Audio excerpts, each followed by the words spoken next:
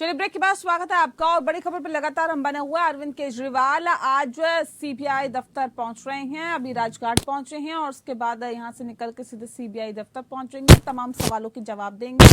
आबकारी घोटाला दरअसल ये पूरा मामला है और ऐसे में तमाम सवाल यहां पर पूछे जाएंगे। सीबीआई की तरफ से ईडी भी पूछताछ करेगी और उसके बाद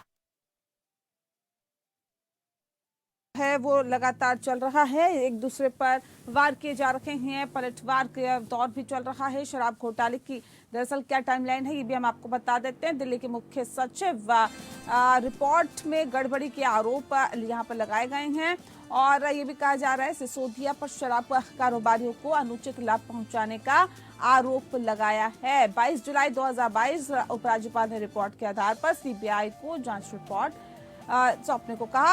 एलजी की सिफारिश के बाद सीबीआई ने मामला दर्ज किया। और खास मेहमान लगातार हमारे साथ जुड़े हुए हैं। जयकरण जी इस वक्त हमारे साथ जुड़ गए हैं, कांग्रेस के नेता हैं, बहुत स्वागत है आपका। आर.के. मिश्रा साहब हमारे साथ है, प्रवक्ता है भारतीय जनता पार्टी के, आपका बहुत स्वागत है। जस्टिस रविंद्र सिंह जी हमारे साथ जुड़ गए हैं जो कि पूर्व जज है इलाहाबाद हाईकोर्ट की, आपका बहुत स्वागत है सर। और संगीता जी लगातार हमारे साथ जुड़ी हुई हैं, आम आदमी पार्टी की नेता हैं, आपका बहुत स्वागत है। इस खास कार्यक्रम की शुरुआत आपके साथ करते हैं। मिश्रा जी, सीधे सीधे आरोप आप लोगों पे लग रहे हैं। देखिए, अरविंद केजरीवाल कह रहे हैं कि आदेश भारतीय जनता पार्टी की तरफ से अगर मिल गया होगा तो गिरफ्तारी भी हो जाएगी। आज डर है क्या आम आदमी पार्टी को? देखिए नेहा जी, यहाँ पर न किसी को डर है, क्योंकि भारत में संविधान है, भारत में कानून है, इसलिए किसी को किसी से डरना नहीं चाहिए। लेकिन आप जब इसी संवैधानिक पद पर बैठे हुए हैं तो आपकी जिम्मेदारियां भी बढ़ जाती है, जनता के प्रति आपकी जवाबदेही बढ़ जाती है। आप जिस पद पर बैठे हुए हैं आप उस पद की गरिमा को बना करके रखेंगे। खासकर जो आर्थिक दृष्टिकोण से अगर देखा जाए तो निश्चित तौर पर आपको जनता को हिसाब देना पड़ेगा। आज आप मान लीजिए सीबीआई ने सम्मन किया इनको और पूछताछ के लिए बुलाया है, तो मुझे लगता है भूमिका बांधने की जरूरत कहाँ थी? क्या आम आदमी पार्टी को कोई पहचानता नहीं है क्या? आम आदमी पार्टी राष्ट्रीय पार्टी हो चुकी है, तो कौन सी भूमिका की बात कर रहे हैं? कौन सी भूमिका की बात कर रहे हैं आप? अब देखिए, मुझे जिस तरह से खबर मिली है, जो इनके सांसद भी जाएंगे सीबीआई दफ्तर, इनके विधायक भी जाएंगे सीबीआई दफ्तर, तो बताइए ये कांग्रेस और आम आदमी पार्टी में अंतर क्या रह गया? ठीक है, संगीता जी कह रहे थे कि डर हम तो नहीं रहे, लेकिन केजरीवाल के अंदर कितना डर है ये साफ तौर पे जाहिर करता है। भगवंत मान भी जाएंगे, तमाम जो और नेता हैं बड़े वो भी जाएंगे आम आदमी पार्टी के। ये कहाँ तक उचित है? जब सीबीआई ने अरविंद केजरीवाल को बुलाया तो वो जाइए ना, वो जाए। देखिए नेहा जी, डर उसको होता है जिसने कुछ गलत किया हो। जिसने कुछ गलत ना किया हो उसे बिल्कुल डर नहीं होता।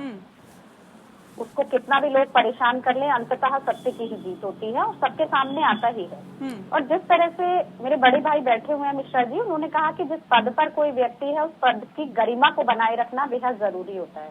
बिल्कुल मैं इनकी बात से सहमत हूँ। और आर्थिक स्थिति की भी इन्होंने बात की। माननीय प्रधानमंत्री जी भी, नरेंद्र मोदी जी जिस पद पर आज बैठे हुए हैं वो 100 लाख करोड़ के कर्जे में भारत देश को डुबा रहे हैं, तो किस आर्थिकी को मजबूत करने की बात ये यहाँ पर बैठकर कर रहे हैं। तो आर.के. मिश्रा साहब, सुना आपने, कह रहे हैं सच का सूरज कभी ढलता नहीं है, एक बार फिर से निकलेगा और अरविंद केजरीवाल तमाम सवालों के जवाब देकर आएंगे वापस। और तमाम जो आप लोगों पे आरोप लगाए वो तो लगते ही रहते हैं, आदत हो गई होगी आप लोगों को भी। नेहा जी, यहाँ पर बिल्कुल उन्होंने सत्य कहा है, जो कि जो सूरज है, जो हालांकि मैं उनकी बाइट सुन नहीं पाया, लेकिन जैसे आपने बताया अभी, निश्चित तौर पर आपको डरना नहीं चाहिए। आप अगर कोई भी गलत काम नहीं किए हैं तो डरने का कोई सवाल ही पैदा नहीं होता। दूसरी बात यह है, जो कि मैं जो भूमिका की बात कह रहा हूँ, आज जिस तरह से ये कह रहे हैं जो कि इनके सारे विधायक, सांसद, मुख्यमंत्री सब इनके साथ जाएंगे सीबीआई दफ्तर, तो ये क्या बनाने, क्या सिस्टम के ऊपर में आप प्रेशर डालना चाहते हैं क्या? आप सामान्य तरीके से आप बिना भूमिका बांधे हुए, सीबीआई ने आपको सम्मन किया और सीबीआई की बातों का आप जवाब देंगे, बस बात खत्म हो गई, मैटर खत्म है। ठीक है, लेकिन संगीता जी इतनी भूमिका बांधने की क्या जरूरत आन पड़ी? अगर संजय सिंह जा रहे हैं, भगवंत मान जा रहे हैं, राघव चड्ढा जा रहे हैं, क्या कर लेंगे ये जाकर केजरीवाल के साथ? अंदर तो अकेले ही जाना होगा, सवालों के जवाब तो अकेले ही देने होंगे, जिनको बुलाया गया है उसी की एंट्री अंदर होगी। तो फिर ये इतनी भीड़, ये माहौल बनाना, ये प्रदर्शन करना, सीबीआई दफ्तर का घेराव करना, तमाम कार्यकर्ताओं का, नेताओं का, ये क्या बताता है, क्या जताता है? देखिए नेहा जी, ये जताता है कि अरविंद केजरीवाल से सबको कितना प्यार है। अरविंद केजरीवाल जी के साथ लोग कैसे खड़े हुए हैं, लोकतंत्र की कितनी खूबसूरती है, ये सब ये बताता है कि लोकतंत्र है अभी, सब कितना प्यार करते हैं। देखिए जाएंगे वो अंदर, जिस तरह से मिश्रा जी ने कहा कि भाई पूछताछ होगी, डरना नहीं चाहिए, तो भाई हम डर रहे ही नहीं है। हम तो डर गलत चालबाजी से रहे हैं। नेहा जी, अगर आपको ही किसी गलत मामले में फंसा दिया जाए, आप सही भी हैं, तो जो समय आपका बर्बाद होगा उस समय में आप कुछ और काम क्या कर फंसा सकती दिया थी। गया? अभी तो सवालों के जवाब पूछे जा रहे हैं। देखिए, आप लोगों को क्यों ऐसा लगता है, ये क्यों नैरेटिव सेट करने की कोशिश की जा रही है आम आदमी पार्टी की तरफ से? नहीं है नेहा जी, ये नैरेटिव नहीं है। अगर शराब घोटाला हुआ तो आप क्लियर कीजिए ना, क्या शराब घोटाला है, आप कितना करोड़ों का घोटाला हुआ वो बताइए ना, वो पैसा कहाँ है। ठीक है, मिश्रा जी जवाब देंगे। मिश्रा जी जल्दी से, फिर मैं जयकरण जी का रुख करूं जल्दी से। देखिए ये तो पब्लिक डोमेन के अंदर में है। 144 करोड़ रुपए आपने माफ किए लाइसेंस के, 5% से बढ़ा करके 12.5% आपने कमीशन किया। किस आधार पर किया? आप मुझे एक चीज बता दीजिए, क्या ये सारी चीजें कुछ प्रश्न पूछा नहीं जाएगा आपसे? आप जिस पद पर बैठे हुए हैं, क्या आप पद के ऊपर बैठ करके इस तरह के आप आर्थिक दुरुपयोग करेंगे? ठीक है जयकरण जी, क्या वाकई संवैधानिक पद पर रह के अगर उसका दुरुपयोग किया जाएगा या नहीं भी किया गया और आरोप लग रहे हैं, सीबीआई दफ्तर में पूछताछ के लिए बुलाया गया है, दूध का दूध पानी का पानी होना चाहिए नहीं होना चाहिए? तो नेहा जी देखिए, अभी हमारे भाजपा के साथी का कहना था कि प्रदेश और देश में कानून का राज है। कानून का राज यही है कि इनके योगी सरकार में, मोदी सरकार में प्रेस का रोल ले करके किस तरह से अपराधी जिनको कोर्ट ने सजा दी हो और जो पुलिस संरक्षण में हो, किस तरह से उनकी हत्या कर दी जाती है, ये इनका कानून का राज है। पद की गरिमा ये सिखाते हैं हमारे मिश्रा जी, पद की गरिमा वो सिखाएंगे जो सदन में लोगों को कहता है मिट्टी में मिला देंगे और तीसरे दिन मिट्टी में मिला देने की पूरी वकालत उनको पूरी कर दी जाती है। तो इसका मतलब ये है नेहा जी कि हमारे हाथ में जो संविधान है, हमारे हाथ में संविधान है। जब ये देश की सरकार, प्रदेश की सरकार संविधान को ही नहीं मानती, कानून को ही नहीं मानती, तो पद की बात कहां से आ जाती है, गरिमा की बात कहां से आ जाती है? क्या राज्यपाल की बात करते हैं, राज्यपाल की सिफारिश की बात करते हैं, उन पर FIR की बात करते हैं, उनकी पैरवी मान ली जाती है? क्या सत्यपाल मलिक जी राज्यपाल रहे हैं या उनकी बातों की कोई वैल्यू नहीं होनी चाहिए? सत्यपाल मलिक ने जो कहा है, माननीय मोदी जी से जो कहने की कोशिश की है, हमारे देश की जो सेना के साथ शहीद हो गए लोगों की, शहीद सब तो इसलिए कहा जाता है कि हम उनको पूजते हैं, अपनी सेना को पूजते हैं, लेकिन उनके साथ क्रूर मजाक किया जा रहा है। उन पर जब सत्यपाल मलिक जी ने कहा तो इस सरकार ने उनकी बोलती बंद करने की कोशिश की और ये कहते हैं कि साथ क्यों जा रहे हैं, इनके साथ कौन जाएगा? अरे भाई, अगर इनके सहयोगी लोग नहीं जाएंगे, इनके घर परिवार के लोग नहीं जाएंगे, तो सीबीआई के भेष में कौन से पूछताछ करेगा, कौन इनसे कैसी हरकत करने का काम करेगा? पुलिस ही इन पर क्या कहर बरपाने शुरू कर दे, परिवार के लोग, साथ के लोग नहीं रहेंगे तो रविंद्र जी का रुख करूं। मिश्रा जी जल्दी से जवाब दे रहे, कुछ कह रहे हैं, जल्दी से 10 सेकंड में पूरा करिए। न्यायालय का कांग्रेस ने सम्मान नहीं किया, न्यायालय के फैसले का सम्मान नहीं करते ये, और प्रश्न हमारे से पूछते हैं। सत्यपाल मलिक जी की बात अगर करते हैं तो अगर इतने ही वो बड़े जिम्मेदार व्यक्ति हैं तो आज वो प्रश्न क्यों उठा रहे हैं? उससे पहले ही जब उनके ऊपर में दबाव डाला गया था तो उस समय में उन्होंने किस तरह की बातें, उस तरह की बातें क्यों नहीं करी? जनता के सामने बातें क्यों नहीं रखी? इस तरह की उस तरह की बातें मिश्रा जी नहीं, इस तरह की बातें नहीं, आप जवाब दीजिए। सत्यपाल मलिक जी ने जो सेना पर जो न्याय के लिए गुहार लगाने का काम किया है, मोदी जी से फरियाद करने का काम किया है, उनको चुप कराने की जरूरत आज भारतीय जनता पार्टी मोदी को क्यों पड़ी? आज भारतीय जनता पार्टी के प्रवक्ता से मेरा प्रश्न है, क्या आप जो देश के लिए बात करेगा, सेना की बात करेगा, वो देशद्रोही हो जाएगा? आप उसकी आवाज बंद कराने का काम करेंगे? चलिए एक एक करके रखिए आपकी बातों को, ठीक है? जस्टिस रविंद्र सिंह जी, नहीं ऐसे थोड़ी ना, एक एक करके बात को रखिए सर। मिश्रा जी आराम से एक एक करके बात को रखिए, ठीक है? जस्टिस रविंद्र सिंह जी, किन किन धाराओं में केजरीवाल पर फिलहाल केस किया जा सकता है? अभी जो स्थिति मौजूदा वक्त में हम देख रहे हैं, ईडी पूछताछ करेगी, सीबीआई पूछताछ करेगी, लेकिन फिलहाल जो स्थिति है इसमें किन किन धाराओं पर केस दर्ज किया जा सकता है? देखिए अभी तो कोई वो स्टेज है ही नहीं। हाँ। अभी तो सीबीआई का जो तरीका होता है विवेचना का, वो प्रिलिमिनरी इंक्वायरी होती है। अगर प्रिलिमिनरी इंक्वायरी में कोई चीज सब्सटेंस मिलेगा तब सीबीआई किसी के विरुद्ध केस दर्ज करेगी और उसके खिलाफ आगे बढ़ेगी। अभी तो प्रिलिमिनरी इंक्वायरी है, अभी तो विवेचना है ही नहीं। अभी तो किसी स्टेज पर कुछ कहा ही नहीं जा सकता कि इनके खिलाफ क्या अपराध होगा और ये इनका किस तरह से प्रोसिक्यूशन होगा। ये तो अभी प्रिलिमिनरी स्टेज की जो इंक्वायरी है उस पर अभी सीबीआई ने इनको सम्मन भेजा है।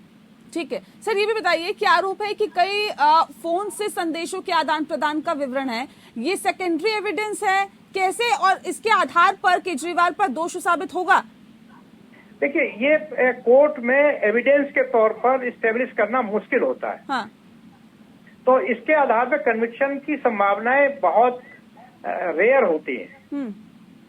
जब तक प्रूव नहीं हो जाए, जितनी एविडेंस है, प्राइमरी एविडेंस अगर इस्टेब्लिश नहीं होगी तो सेकेंडरी एविडेंस के आधार पर कन्विक्शन करना मुश्किल है। ठीक है सर, ये भी बताइए कि सीबीआई की पूछताछ की लाइन लेंथ क्या हो सकती है, क्या किसके इर्द गिर्द रहेगी? देखिए अभी तो सीबीआई का जो प्राइमरी चीज है, जो इशू उनके सामने है, जैसे हम अभी आपके चैनल से देख रहे हैं कि शराब घोटाले को लेकर हो रही है, तो मेन इशू ये होगा, ये कैबिनेट के डिसीजन है, इस पर आगे किसको फायदा हुआ किसको घाटा हुआ, ये एक विवेचना होगी। एक मुख्य बिंदु ये होगा कि आखिर इसमें पैसे का आदान प्रदान कहीं हुआ कि नहीं हुआ है जी। अगर आदान प्रदान नहीं हुआ है तो करप्शन एक्ट के तहत मुकदमा कैसे चलेगा जी। दूसरा ये नीति सही हो सकती है, नीति गलत हो सकती है जी, वो अलग इशू है। ठीक है, लेकिन सर बने रहिए हमारे साथ। इस बीच एक बड़ी खबर कर रहे हैं इस वक्त की, बड़ी और अहम खबर। सीबीआई दफ्तर पहुंच गए हैं केजरीवाल। बता दें आपको कि सीबीआई दफ्तर पहुंच गए, उससे पहले राजघाट गए थे, राजघाट के बाद सीधे सीबीआई दफ्तर पहुंच गए हैं। थोड़ी देर में उनसे पूछताछ होगी, तमाम फहरिस्त सवालों की होगी। सीबीआई तमाम सवाल उनसे दागेगी, सवाल पूछेगी। शराब घोटाले में केजरीवाल से पूछताछ होगी। उन फोन का भी जिक्र होगा जिस फोन का जिक्र अरविंद केजरीवाल इससे पहले कर रहे थे। तो सीबीआई दफ्तर पहुंच गए हैं, तमाम नेता उनके साथ मौजूद है।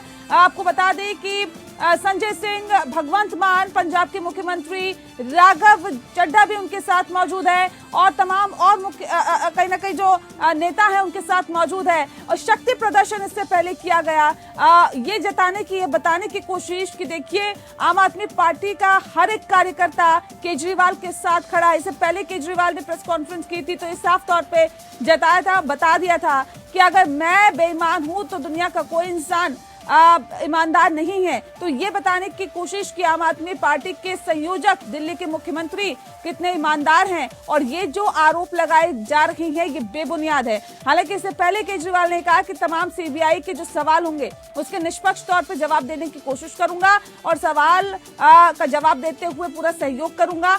हालांकि ये भी लगातार आरोप आम आदमी पार्टी की तरफ से लगाया गया कि देखिए बीजेपी की तरफ से आदेश आ गया है, अगर आ गया होगा तो मेरी गिरफ्तारी भी आज हो जाएगी। तो ये डर कहीं ना कहीं आम आदमी पार्टी के जहन में साफ तौर पर दिखाई दे रहा है कि आखिर क्या ये गिरफ्तारी हो सकती है।